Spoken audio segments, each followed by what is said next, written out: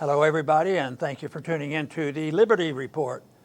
With me today is Daniel McAdams, our favorite co-host. I'll be in trouble now, won't I? Because it's the only one today. Yeah. Favorite one today. Good to see you today, Daniel. How are you this morning, Dr. Paul? I'm doing fine. Good, good.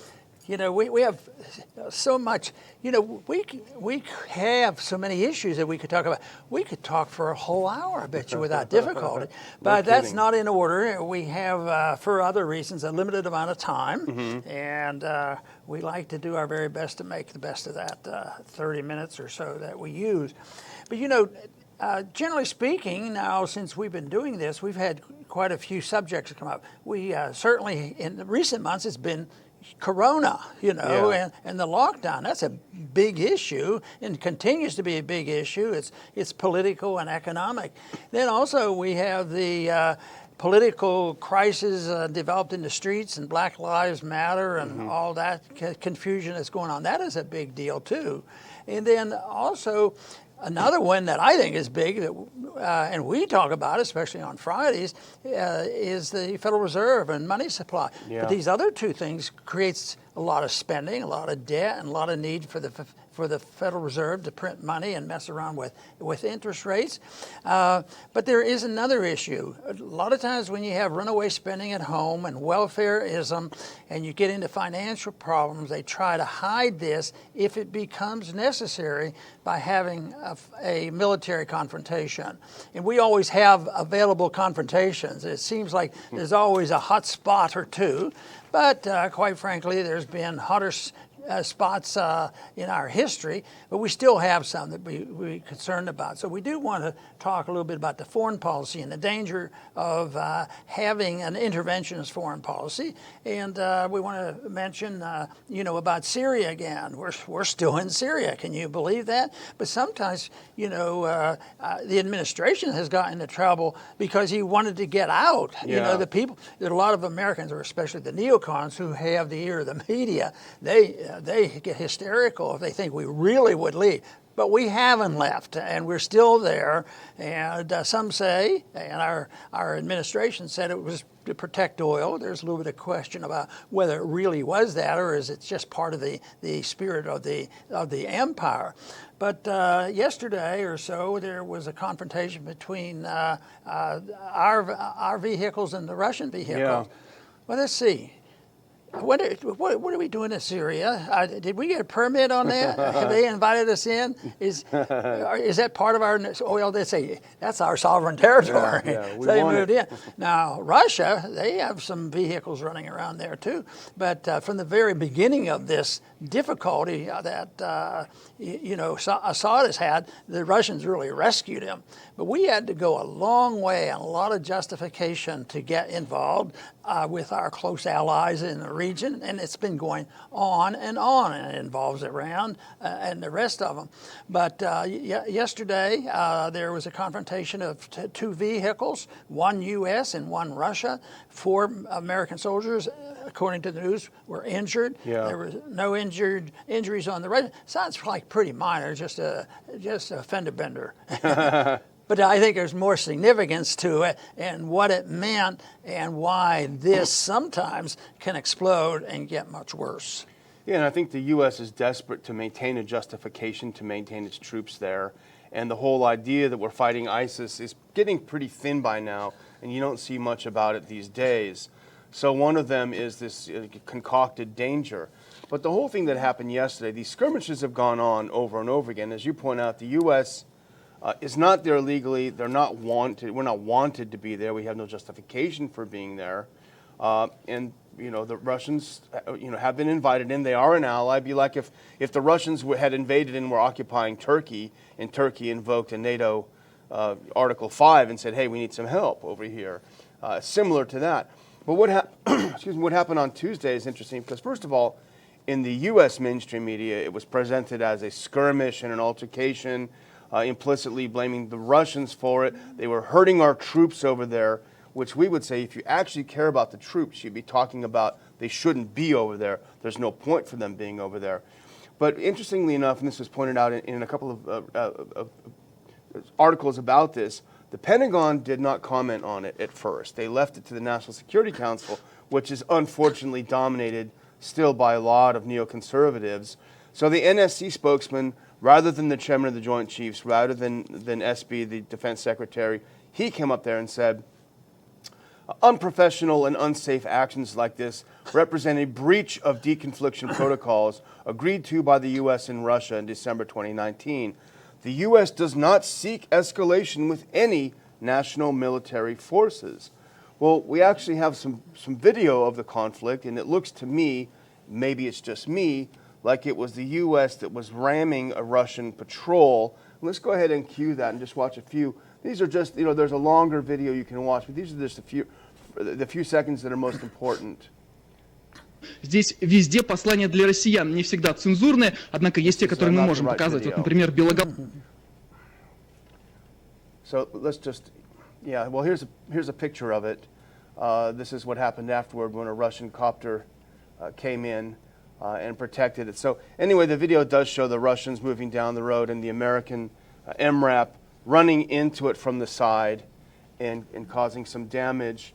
What did happen, fortunately, afterward is that the chairman of the Joint Chiefs and his counterpart in Russia had a phone call where they talked about it, and the Russian counterpart reminded Milley, our chairman of our Joint Chiefs, that the coalition had been informed that there would be a Russian patrol passing in that area, and the Russian Defense Ministry said, quote, nevertheless, U.S. military personnel attempted to block the Russian patrol in violation of safety agreements. So it is this kind of tit for tat, kind of, we're just going to flick you in the ear to let you know that we're still here, even though we're not here legally. But if you look at that, if you looked at that picture of the helicopter, the military vehicle facing off, it just takes one hothead, one mistake to really blow things out of the proportion. The question is it really worth it? That's really the big question, and I mentioned that essentially there were no casualties. We don't even know what the injury was with the 4 Americans, and the big question is why are we there? But there are people who suffer. There are casualties. I would say, for one, the peace movement has a casualty. It's a setback when this happens because we're trying to argue about prevention and staying out of these vulnerable situations. But also, there's a casualty in it's not for free. Yeah. This costs money to maintain an empire, and someday the people are going to wake up, and even Congress might wake up, even the Federal Reserve might wake up and say, we're spending more money on our operations than we're taking in, like trillions and trillions of dollars, and it's totally irrelevant. Then the other casualty is just the principle, although we have an approach to international relationships by, agreements and all, there are certain principles that you could consider international law, the traditions that are followed. You aren't supposed to go out and bomb ships and occupy foreign territory. So that's another casualty. So there is a cost here, and if you narrow it down, because this won't be on the news, they won't go show the conflict there and why this could be dangerous. Nobody should be complacent and say, this is a little thing, it's no big deal. Little things sometimes, turn into very big things, and that's what we hope to try to prevent. Yeah, exactly.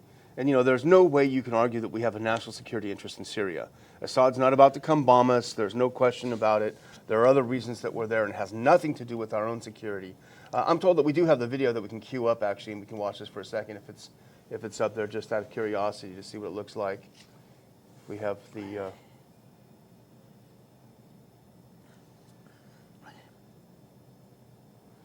no, I don't. Doesn't look like we do have it actually.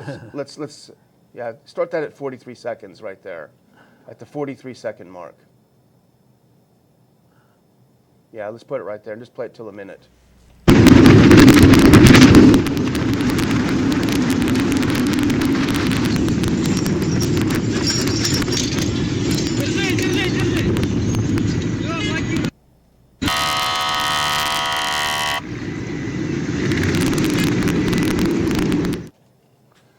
And so the question is, why are we there in the first place? And actually, we have a good article up on the ronpaulinstitute.org website about this. And really, the answer is to capture and to subdue. We want to establish a narrative that justifies our continued military presence there. That's number one.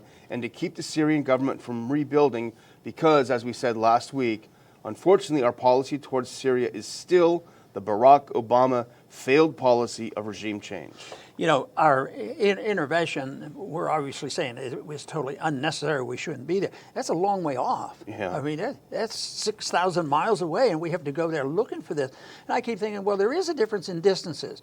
You know, what Russia thinks about their neighbors is differently, and they probably have a right to think about differently than we have, because we have to go a long way to declare our sovereignty. But, you know, I think it was quite a bit different. I have to say that I had a little more sympathy for the crisis that we went through in Kennedy's early years, you know, with Cuba. Yeah. Nuclear missiles down there, and what is it, you know? So that's quite a bit. Geographically, it makes a bit, you know, makes a difference. And here we are going this great distance to try to have this and bumping into somebody and then arguing who did what. But, you know, if we had our way, this would all be avoided, and we wouldn't lose credibility. We wouldn't lose, you know, benefits to national security. Matter of fact, if we weren't there, that's how we would increase our national security, because people wouldn't be turning against us, you know, financially and all the other things, and finding a way to put more sanctions on us, and that is what they do. And we'd be protecting the troops more, which is what they don't want. You know, Trump keeps talking about pulling troops out. He's done it for a while from Syria. I think this past week he said, I want to get all the troops out of Iraq. That's great, but the fact that nothing happens after he says something, it almost starts to raise questions about civilian control of the military. You know, if the president really does want that, he needs to issue a very clear statement that this needs to happen and it's going to happen now. And I just don't see anything happening when he talks. We need civilian control, not neocon control of the military. But, you know, that's not the only place we've gone thousands of miles in the other direction. In the other direction, exactly. And this is in China. China fired some missiles, including, you know, nuclear weapons capable missiles into the sea near us this past week, because they were doing naval actions, and we flew a spy plane into their naval operations. Yeah, and it was sent to warn the United States, a long way off. And once again, you know, and I've made this analogy quite a few times. What would we do if the Chinese had their Navy in the Gulf of Mexico doing this kind of thing? The American people would say no. But it's pretty astounding how successful the propaganda is to find a political enemy. So China's on the bad list, so they're the bad guys now. But just think of all the false propaganda and line that went on to make Saddam Hussein, who was not a good guy, but they turned him into a monster that required us losing thousands and thousands of Americans and killing thousands and thousands of others.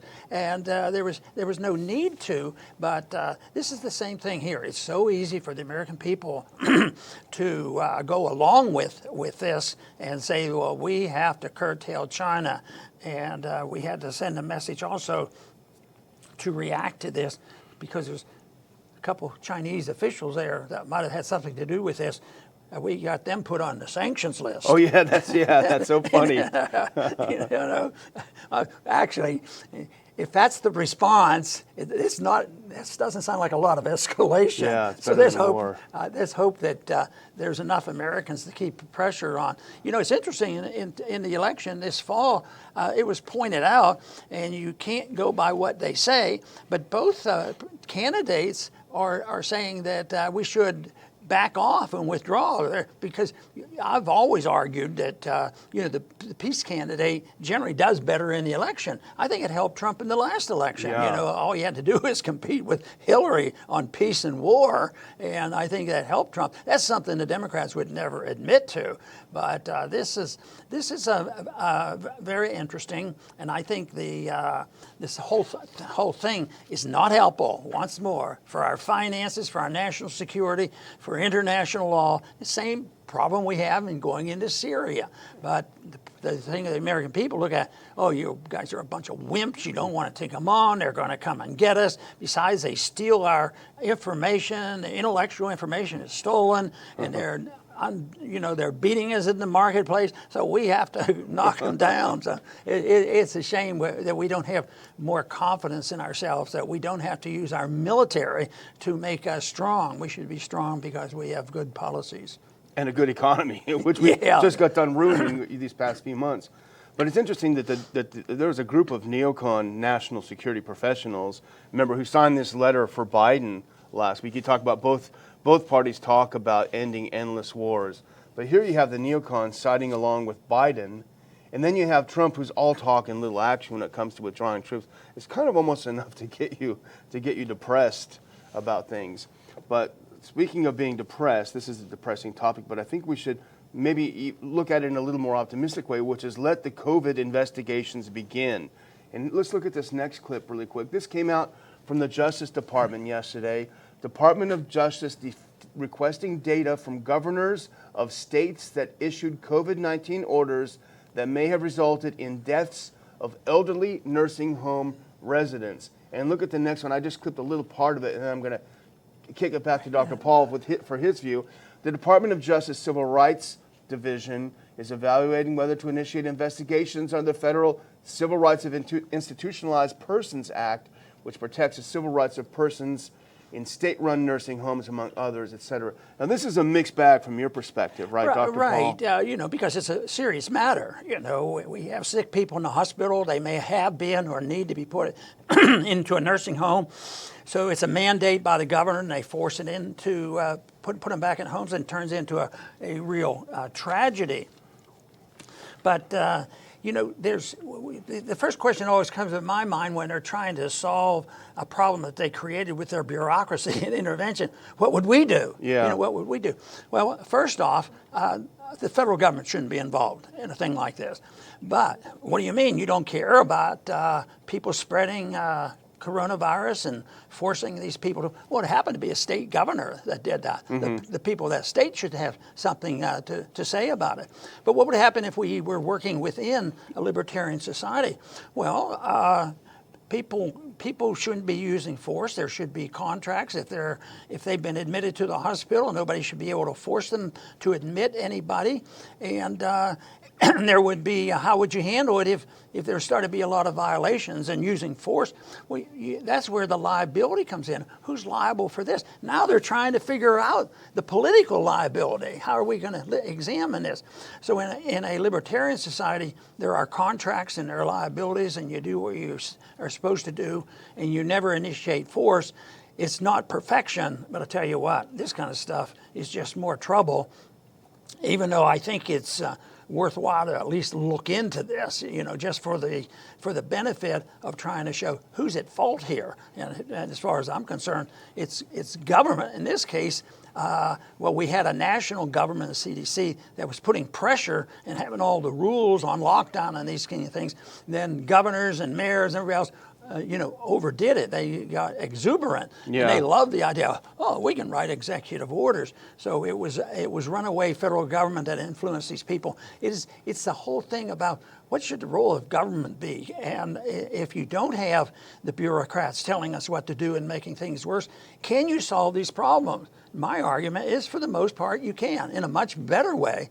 That I think Mises's argument was, once you get involved in solving one problem, you can be guaranteed that you're going to have two new ones to deal with. Yeah. And you can look at coronavirus. That's more or less what happened. They have a regulation here, a regulation there, and they flip-flop and they change their minds, and it goes on, and then they say, well, boy, we have a good organization here. Yeah, what's going to happen? Coronavirus looks like it's disappearing.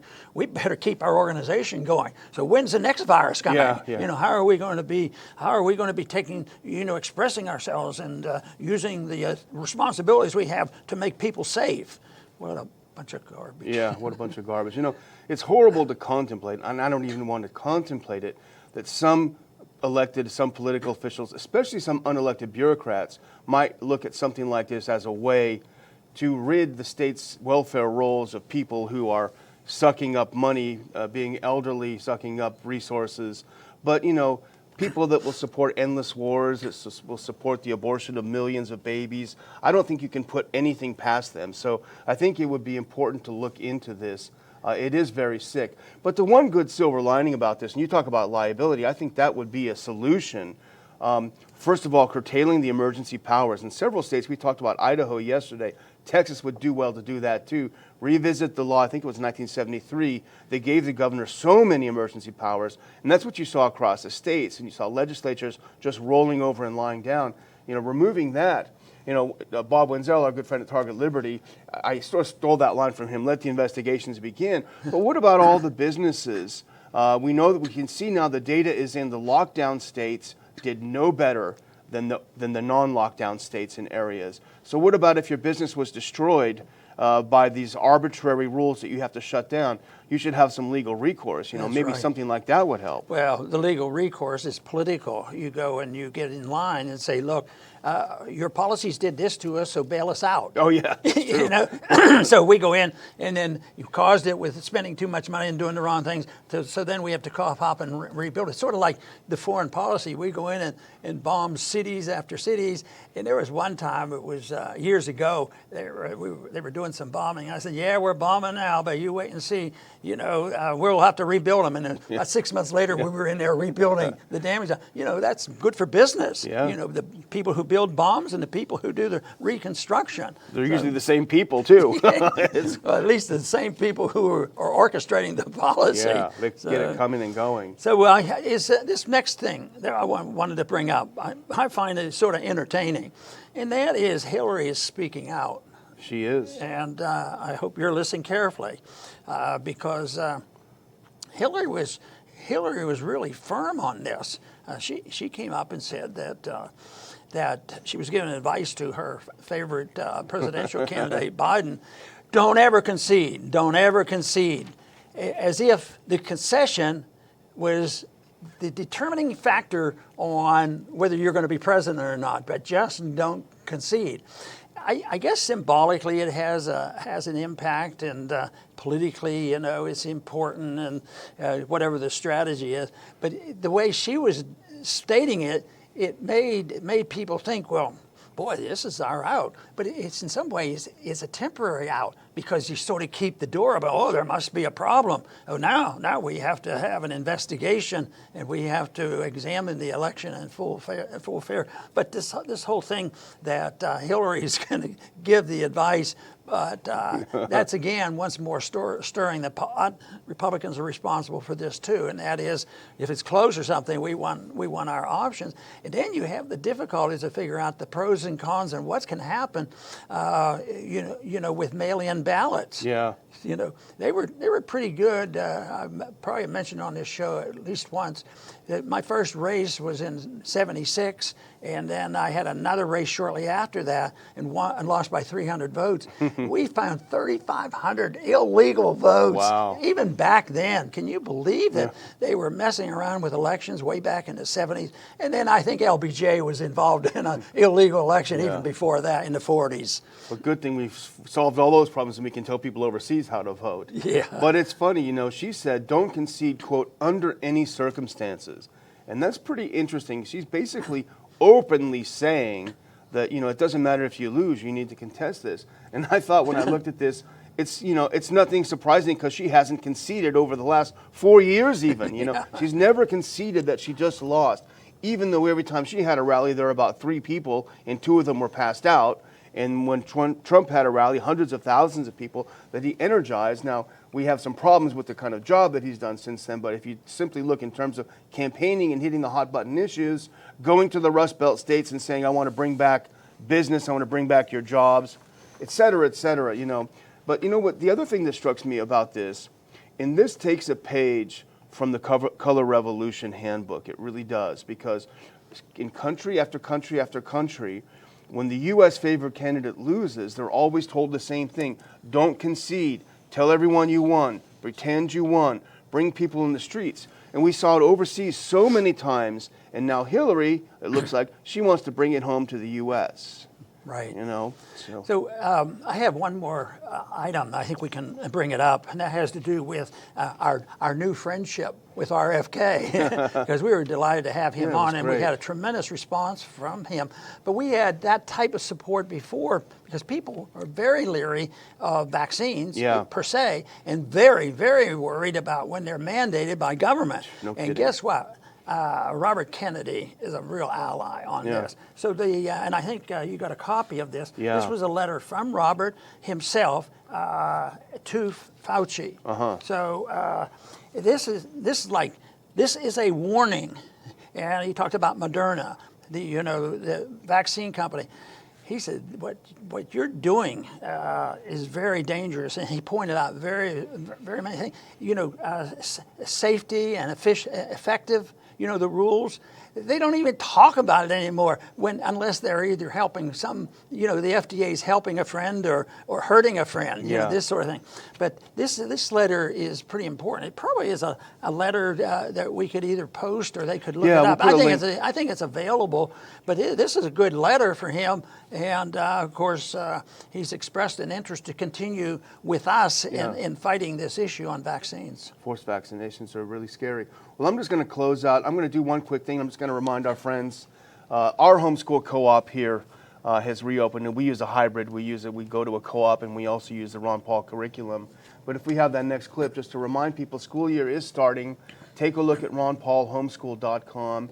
You may want it for everything. You may want to pick a couple of classes, which is what we do. Whatever works best for you. But if you go through this link, you're going to save some money, you're going to get some discounts, and you're going to, our daughter just started, and she's actually really enthused. She was like, I don't want to do history. I don't like this stuff. And then the first day she did it, this is really neat. So there's a lot of good stuff there. And finally, I would just remind our viewers to go to ronpaulinstitute.org to read a lot of the articles that we're talking about.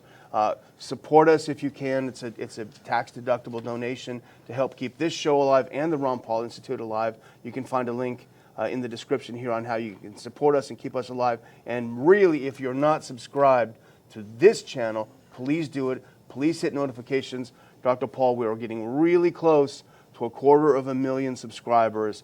And we're going to have confetti and fanfare and clowns, and, well, maybe not, but we're going to be really happy, though. Bring in the clowns. So, very, very good. And I want to close with summarizing the different issues that I mentioned, because really I can summarize them and bring them together with one issue. But I mentioned, the coronavirus, we continue to do this, and vaccines and Robert Kennedy. And we talked about, very briefly, the Black Lives Matter and the riots in the streets, as well as mentioning the Federal Reserve and how we print the money and create money out of thin air to finance this runaway government. And then we got into foreign policy. Well, isn't that all scattered? Isn't that too much? How can you deal with all this? But really what we're dealing with is not that complex. It's dealing with the concept of liberty, the right of a person to own one's own life and to use that life as he sees fit. Everything is voluntary. There's private property.